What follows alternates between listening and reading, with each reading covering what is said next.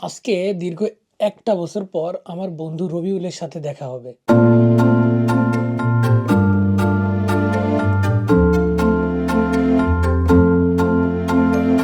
সবাইকে নতুন একটা ভিডিওতে স্বাগতম। আজকে জাপানের সেই ফুকুই প্রিফেকচার থেকে আমার বাল্যকালের বন্ধু রবিউল ইসলাম নাগোয়াতে ঘুরতে আসতেছে। আর আজকে আমাদের দুইজনের প্ল্যান, আমরা আজকে মন খুলে ঘুরবো।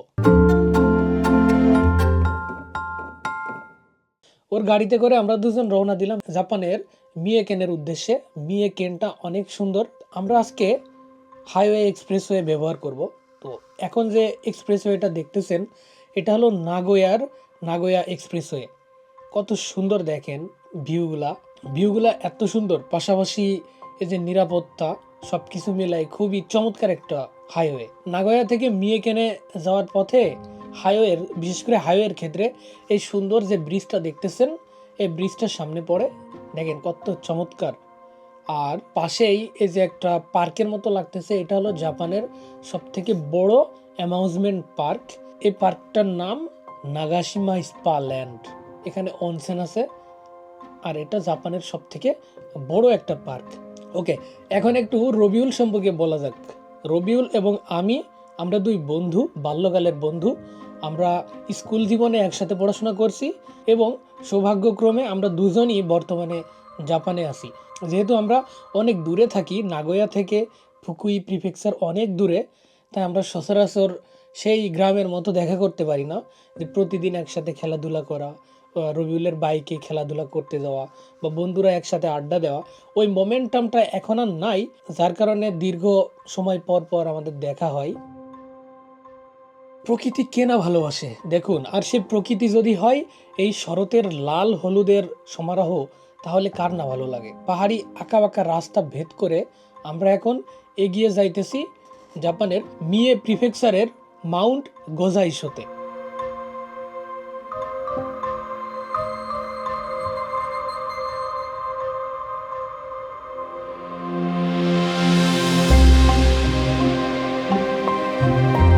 এই মাউন্ট গোজাইশো, এই পাহাড়টা খুবই চমৎকার একটা পাহাড়। বিশেষ করে শরৎকালে এই পাহাড়টা চমৎকার।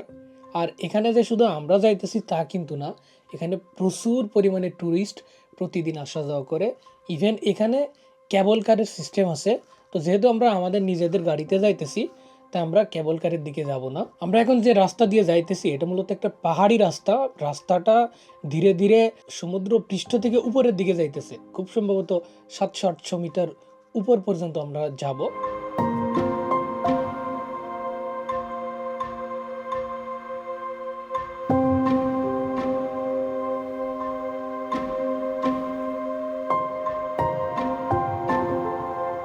ফাইনালি আমরা এই মাউন্ট গোজাইশোর একটা ভিউ পয়েন্টে এসে পৌঁছালাম।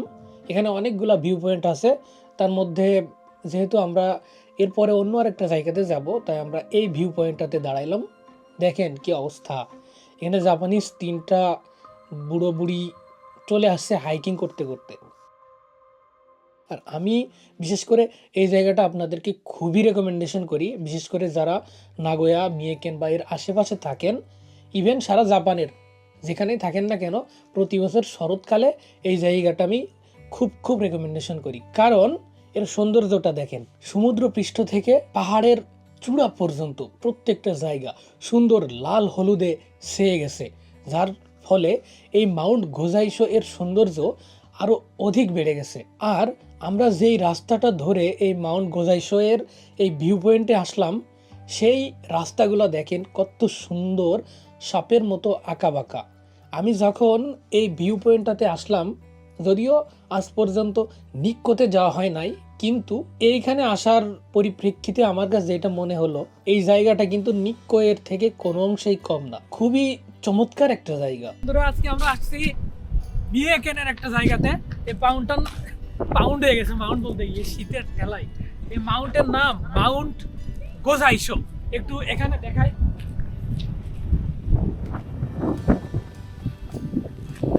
এই যে ইতালিয়ান মাউন্টেনটা, এখানে কয়েকটা মাউন্টেন রেঞ্জ নিয়ে এই মাউন্টেন। আর এই মাউন্টেনটা মানে এখন অটাম, তো কমপ্লিটলি অটামের যে লাল হলুদ পাতা একদম ভরে গেছে। এটা নিক্কো এর থেকে কোনো অংশে কম না। একটু চারিপাশটা দেখেন।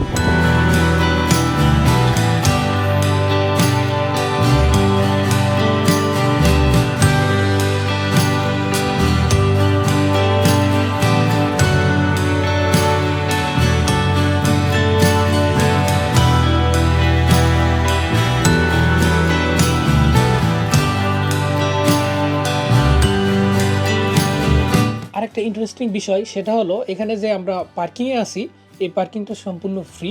এই পার্কিংয়ের জন্য আপনাকে কোনো পেমেন্ট করা লাগবে না, যদিও জাপানের ম্যাক্সিমাম জায়গাতে পার্কিংয়ের জন্য এক্সট্রা ফি দেওয়া লাগে, কিন্তু সেদিক থেকে এই মাউন্টেইনের এই পার্কিংটা ফ্রি। সুতরাং আপনারা গাড়ি নিয়ে যখন তখন আসতে পারেন। জায়গাটা সবসময় প্রচুর সুন্দর। জাপানের ম্যাক্সিমাম জায়গাতেই সারা জাপানেই প্রায় শরৎকাল থেকে শীত শুরু হয়, আর সেই জায়গাটা যদি হয় পাহাড়ের উপরে তাহলে তো আর কোনো কথাই নাই। আজকে এখানে প্রচুর বাতাস, পাশাপাশি মেঘ, বৃষ্টি, সুতরাং এখানে শীতের তীব্রতাটা খুবই বেশি। আমি কিন্তু শীতে কাঁপতেছি। চলেন আপনাদের আরেকটা ইন্টারেস্টিং বিষয় দেখাই। এই যে এখানে দেখতেছেন সুন্দর একটা টয়লেট, এটা ফ্রি পাবলিক টয়লেট। আর ইন্টারেস্টিং বিষয়টা হলো এই টয়লেটের ভেতর থেকে বাইরের দৃশ্যটা জাস্ট দেখেন।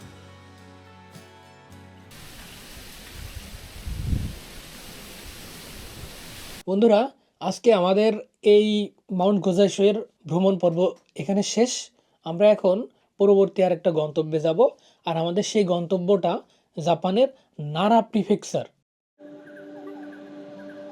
মিয়াকেন থেকে যখন নারাকেনের উদ্দেশ্যে আমরা রওনা দিলাম, নারাকেনটা মূলত পাহাড়ি, যেহেতু সমগ্র জাপানটাই পাহাড়ি একটা দেশ, কিন্তু নারাকেনের এই পাহাড়ি সৌন্দর্যটা একটু ব্যতিক্রম। কারণ নারাকেনের অধিকাংশ শহরগুলোই ম্যাক্সিমাম পাহাড়ের উপর নির্মিত। আর যেহেতু আজকে মেঘ বৃষ্টির দিন, সে কারণে এই মেঘগুলো রাস্তার উপরে চলে এসেছে, পাহাড়টাকে একদম সুন্দর করে সাজিয়ে রেখেছে, যার কারণে এই রাস্তার ভিউগুলা কিন্তু জোস লাগতেছে। ফাইনালি আমরা নারা পার্কে এসে পৌঁছাইলাম। এখানে আমি এর আগেও 2বার আসছি। এই নারা পার্কটা এতটাই বড়, আপনি এখানে সারাদিন ঘুরেও শেষ করতে পারবেন না। তো আমরা একদম শেষ মোমেন্টে আসছি, অলরেডি সন্ধ্যা লেগে গেছে। তো এই সন্ধ্যার সময়ে আমরা খুব বেশি দেখতে পারবো না, কারণ আমাদের এখনই আবার বাসার উদ্দেশ্যে রওনা দিতে হবে। যার কারণে আমরা জাস্ট এই যে এখানে যেখানটাতে হরিণ বেশি দেখা যায় এই জায়গাতে আসলাম, এবং আমরা 2 বন্ধু এই আমাদের সময়টাকে, এই মোমেন্টামটাকে আরও সুন্দর করার জন্য একটু হরিণের সাথে দুষ্টামি শুরু করলাম। তো বন্ধুরা, এই ছিল আজকে আমি এবং আমার বাল্যকালের বন্ধু রবিউলের সুন্দর একটা ট্যুর। আশা করি পরবর্তীতে বন্ধু রবিউলের সাথে আবারও দেখা হবে, এবং এবার আমি যাব রবিউলের ফুকুই প্রিফেকচারে। সেখান থেকে ইনশাল্লাহ আপনাদেরকে ভালো ভালো সুন্দর ভিউ দেখানোর চেষ্টা করব। আজকের ভিডিও এখানে শেষ করছি, এবং অবশ্যই আমার পেজটাকে লাইক, ফলো এবং শেয়ার দিয়ে পাশে থাকবেন। এই বলে আজকের ভিডিও এখানে শেষ করছি। সকলে ভালো থাকবেন। আল্লাহ হাফেজ।